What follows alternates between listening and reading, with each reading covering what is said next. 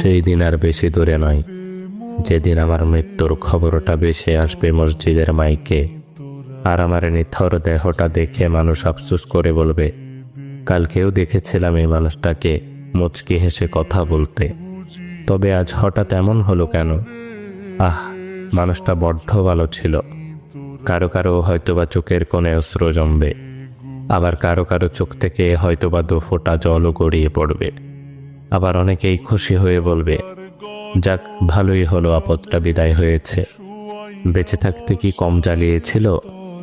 ব্যস্ততার কারণে আমার অনেক কাছের মানুষরাও হয়তোবা আমার জানাজায় উপস্থিত হতে পারবে না।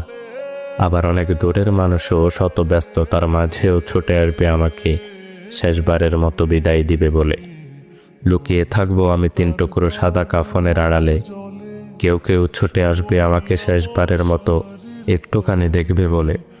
আবার কেউ কেউ আমার মৃত্যুর সংবাদ শুনে দোয়া পড়াটাও প্রয়োজন বোধ মনে করবে না।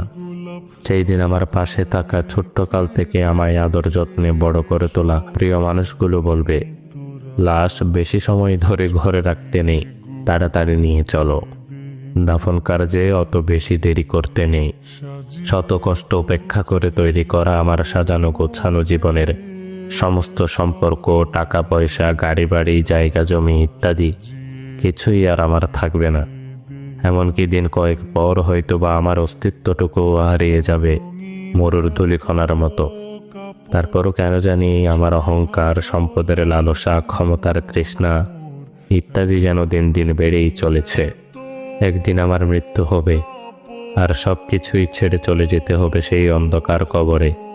এই কথা যেন জেনে বুঝেই ভুলে বসে থাকি এই মিথ্যে দুনিয়ার মিথ্যে মায়ার চাদরে নিজেকে জড়িয়ে রেখে।